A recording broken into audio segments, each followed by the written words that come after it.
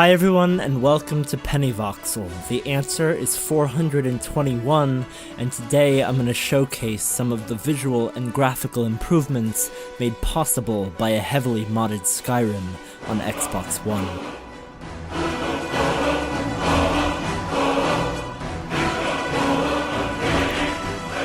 What you see does not compare with the more advanced capabilities of a PC modded Elder Scrolls, of course not. Nor does it come anywhere near the graphical magic that occurs when you set fire to your GPU. But who wants a Skyrim you can't play or engage with beyond a good hard stare? This isn't look at my college football trophies Skyrim, and this isn't we're going to the restaurant at the Four Seasons for brunch Skyrim. This is a night on the town with your best friend and nothing but a used Honda and your weekly allowance money Skyrim. If you like what you see and hear, give a like. If you don't, give a dislike. And if you like nice big red things that go click when you press them, feel free to hit that subscribe button. And join me at the end of the video for a quick chat about the individual mods I'm using, as well as the question to this episode's answer. When I first bought my PlayStation 3, Skyrim had already been out for a number of years. I was in college and somehow my work ethic had gotten the better of me. Still, I remember watching a video review that focused largely on the impressive visuals of the game. Trouble was, by that point I had already bore witness to games like Uncharted and God of War. Smaller, tighter games, yes, but graphically in a league of their own. Frankly, I wasn't impressed by the Skyrim I saw. Stunning are the visuals, that's what they said, and I thought, yeah, it's really grey. But yeah. Now I will not deny, given its scope, the size of the map, the year it came out, there would have to have been a tremendous army of gamers to back anyone who regarded it as a technical marvel back in 2011. Because it was. Despite half of it being snow-capped and half of it being really not that much less chromatically dull. With the release of Bethesda's latest title, the online-only Fallout 76, and in light of the flack that game has been receiving for what many are calling a poorly aging creation engine, one might venture as far as to say that Skyrim represented, relative to the age, a peak moment graphically for the developer's massive open-world games. But just like the throat of the world, all peaks are characterized in part by their declines. Fortunately, in the years since Skyrim's release, a vast community of absurdly gifted modders have put blood and sweat into enriching the Skyrim experience for PC users. But it was only with the more recent release of the Skyrim Special Edition on PlayStation 4 and Xbox One that console owners could finally have a taste of that immortalizing elixir. Mods can give us towering trees where only mere shrubs once grew. They can give us shadow and thread where once rope and wood were represented by blotches of brown and black. They can offer us reflective, glistening waters and dark, foreboding storm clouds, moody taverns on a winter's eve and sprawling grassy fields in spring, stars and planets in the night, and whistling fauna in the day. Mods offer new limits to the skills we can acquire, new breadth to the conversations we listen in on, and deeper variety to the weapons with which we cut down beasts and men. Now earlier this year I bought an Xbox One S. For years I indulged only PlayStation and Nintendo with the birthday cash I kept in my copy of Charles Dickens' The Old Curiosity Shop. But from a combination of some money I was making working a gig I really didn't want to work, and that all too frequent urge to research, shop for, and await in the mail something I really don't need, I bought one. I was already making lists of any and all advantages of owning all three major console ecosystems, but I somehow neglected to realize until after my Xbox purchase that the mod support on Xbox One far, far outweighs that of the PS4. The PlayStation release was denied access to external assets, severely limiting the potential creativity of modders, not to mention the fact that the Skyrim mod size limit on the PlayStation 4 was and is a fifth that of the Xbox One. Let's just say my purchase felt instantly vindicated. So again, the purpose of this video has really just been to showcase some of the mods in Skyrim on the Xbox One that I personally feel breathe quite a bit of new life into the game despite its age, and maybe to inspire some to pick up the current gen release of the game, whether you've devoted 1,300 hours to it yet or not. For those who haven't, yes, a lot of people say not to use mods if it's your first time playing, and yes, maybe don't enter any cheat rooms on your first go, but the benefit of these new capabilities is that it brings it just a bit more up to date. And if you don't possess the Skyrim Edition rose-tinted spectacles, that can be pretty valuable. So, my discussion of these mods will be lengthy as there are many to cover, so I just want to say thank you for those who made it this far, and as always, to give you the question to this episode's answer.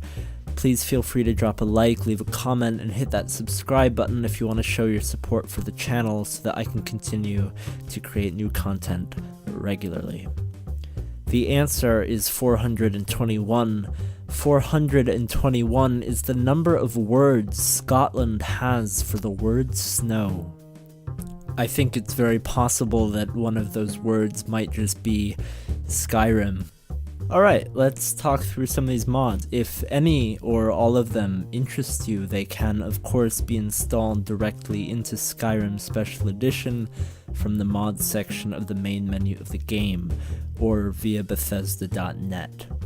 This is my personal load order. It may have faults and it may not be perfectly optimized, but the preceding showcase utilizes this exact order and my gameplay has been very smooth going through the game. To kick things off, Skyrim unofficial patch.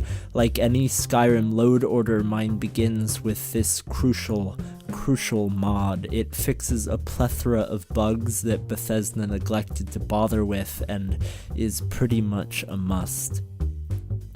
Ordinator, Perks of Skyrim. This is a great mod for diversifying your RPG growth experience on subsequent playthroughs or a first playthrough, as it expands the perk tree in the game with hundreds of new perks.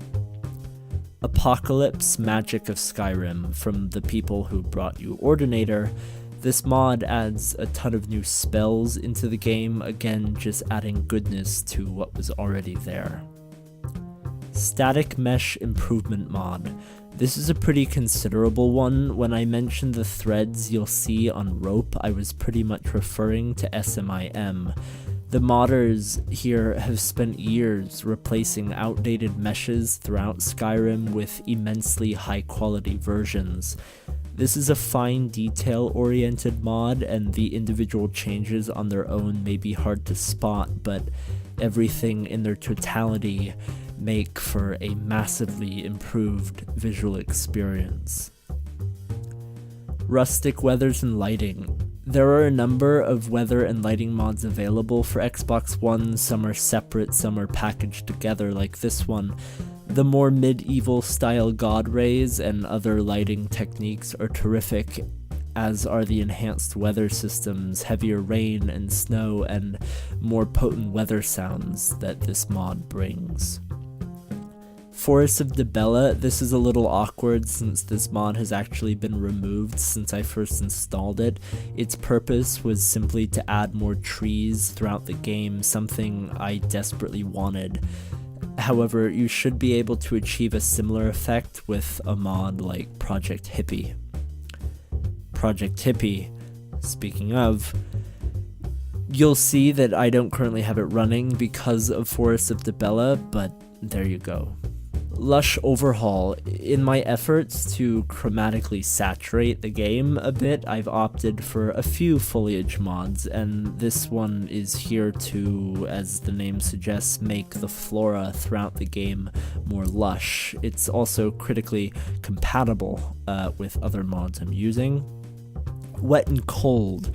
This mod makes the effects of Skyrim's weather systems more tangible, thus adding to the immersion of the game. It adds snow and water drops to your clothes, cold breath, and, should you opt for it, semi-blindness during a snowstorm. True Storm Special Edition. This mod enhances the sound and visual fidelity of Skyrim's weather systems. In truth, this mod may override a lot of the work of rustic weathers and lighting, I don't know, but you can of course experiment for a desired effect. Bridges of Skyrim. Some of my favorite mods are ones that just add nice things throughout the world, and this one does pretty much that. It replaces all the clearly last-gen stone bridges across Skyrim with some much better looking and diverse variants. Lampposts of Skyrim. Similarly, this mod adds a bunch of illuminated lampposts throughout the world, and trust me, you'll notice them. They are aesthetically gratifying. Grassfield. This was one of the last mods I added into my load order, and for me it was the icing on the cake. This mod covers most of Skyrim in lush, green, swaying grass. This was, again, in an effort to add some life into the bleakness of the game. One major drawback is that Skyrim's lackluster draw distance means that the green overhaul pops in at a distance in a pretty noticeable way, but it was still worth it to me.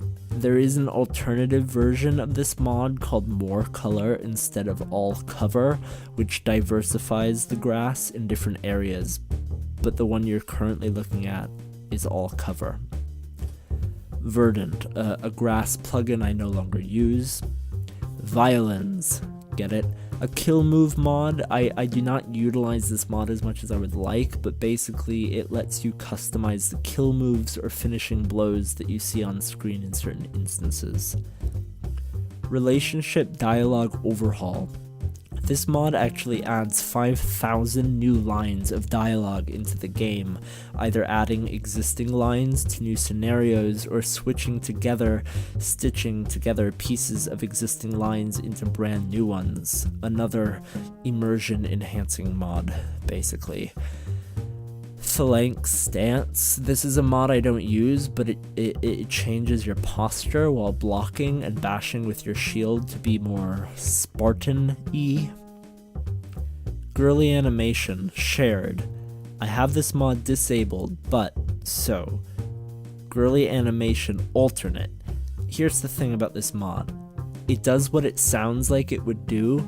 It makes your character's running movements more quote-unquote girly. This was probably evident in the showcase. However, as a very happy consequence of this mod's peculiar intentions, it also allows you to rotate your character 360 degrees, meaning your character can actually turn around and walk towards the camera.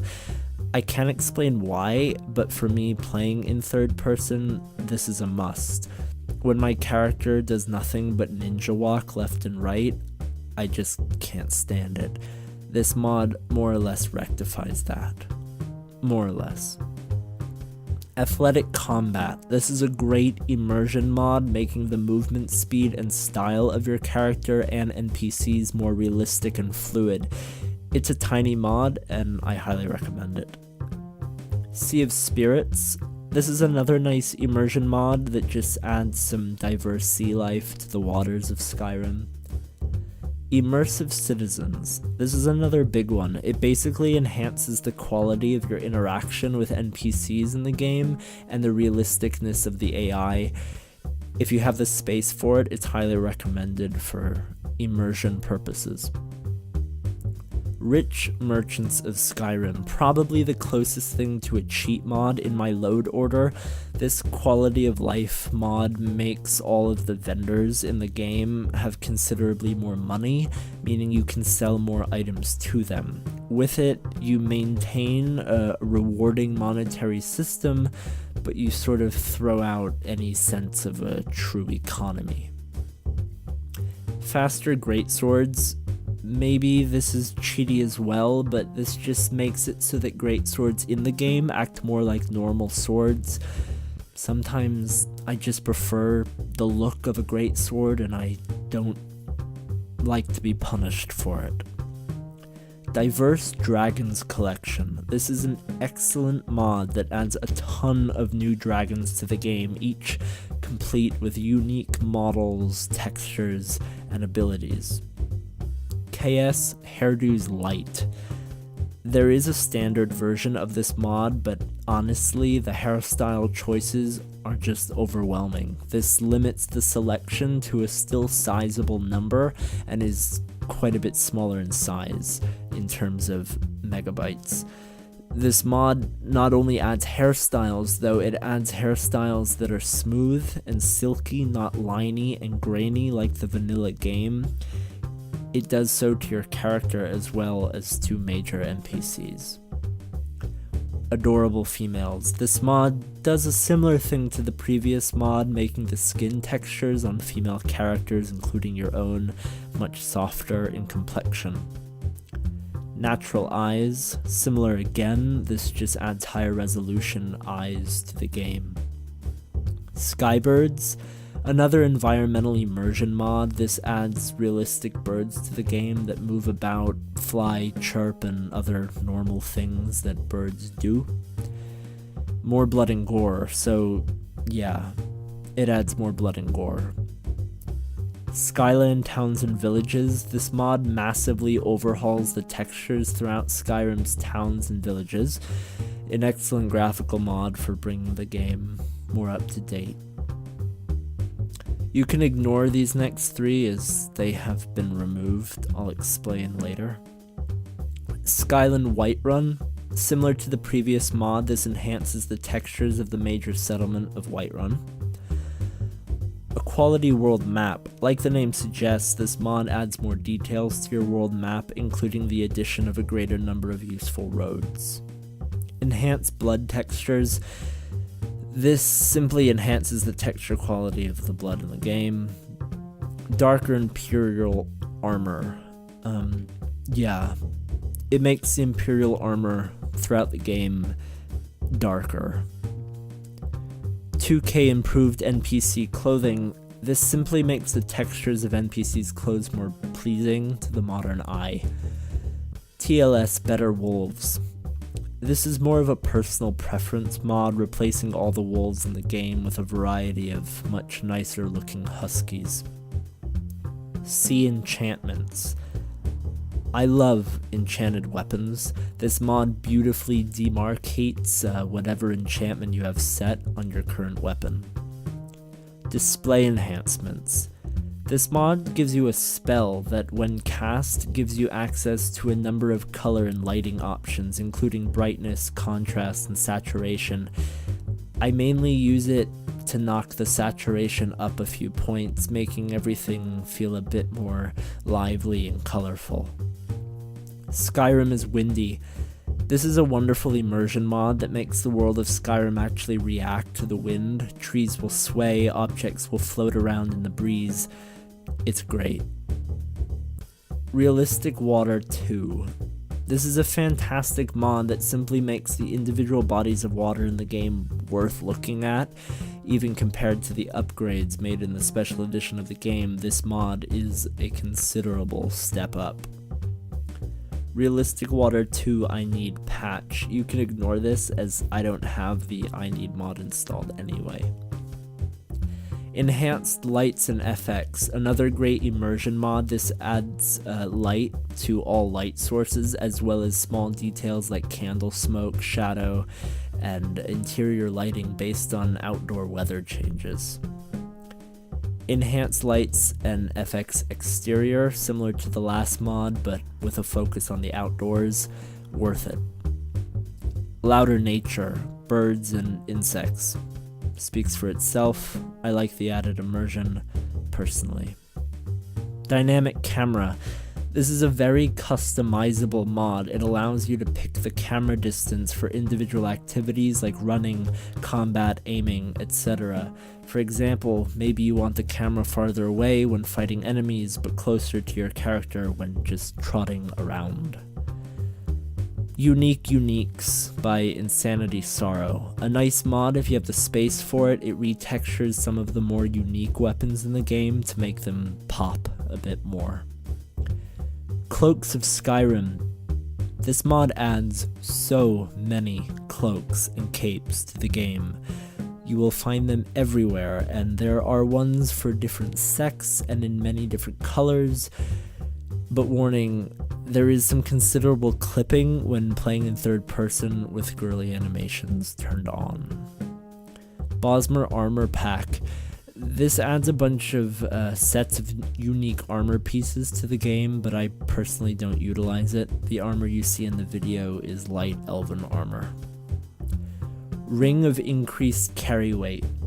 Okay, whatever I said about cheats before, I probably have to take it back. I do use this mod. It adds a wearable accessory that increases your max carry weight by pretty much more than you can ever imagine surpassing. Carry weight is just one of those things I personally don't like to be constantly managing and stressing over, but to each their own.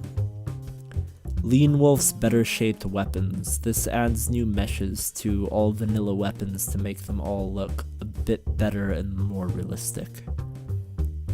Ars Metallica. This mod mainly adds crafting capabilities for thieves and archers in ways the vanilla game doesn't support, such as arrow crafting and lockpick crafting.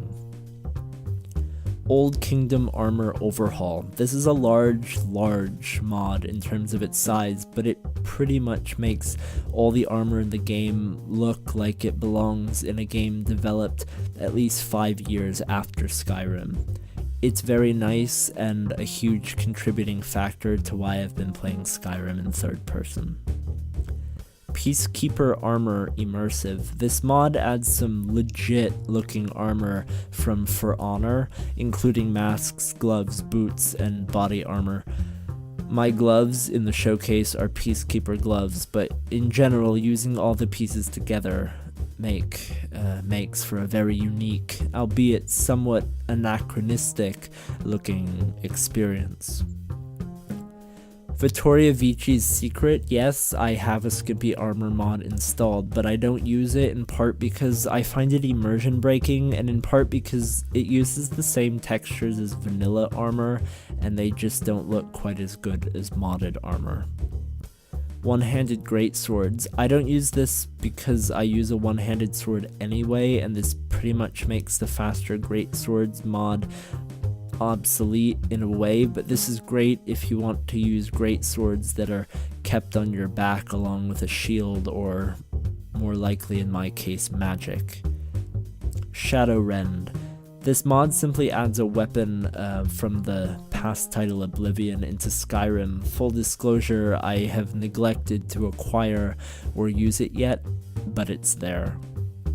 Wearable lanterns. A great quality of life mod that adds, as you'd expect, a wearable lantern that can be attached to your belt. It drastically improves vision in dark areas. Amazing follower tweaks. This truly is an amazing mod. Not only does it provide you with a ton of customization options for your followers, such as commands and inventory and abilities, it also allows you to make a follower out of any NPC in the game. Obviously, certain NPCs are key to the game's progression, and drafting them into your party will have potentially game-breaking consequences, but for anyone else, if you like the way they look and sound, and you want them, you got them. No falling leaves or debris.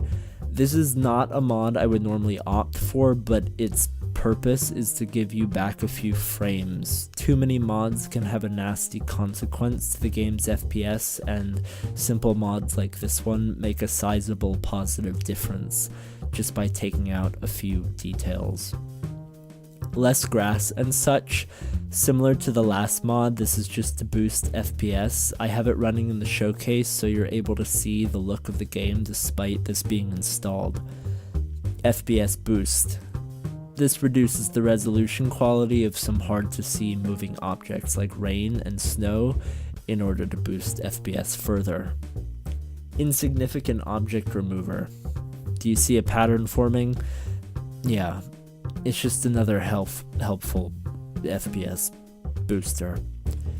Proper aiming. I don't use bows, so this hasn't come in handy much for me, but for those that do, this should be an invaluable addition. Color patch remover. I've always had this installed, but apparently without it, some random patches of solid color can pop up around the game in certain places. Skyrim 1K, one of the mods I mentioned above to ignore because it's been removed, was removed because it was packaged into the updated version of this mod. This is another comprehensive texture pack. Finally, landscape fixes for grass mods. This reduces some clipping associated with grass and also boosts performance by removing grass from places you can't see it. And that's my current load order for Skyrim Special Edition on Xbox One. Thank you again for watching. Don't forget to drop a like, leave a comment, and hit that subscribe button if you feel so inclined. And I'll see you next time, right here on Penny Voxel.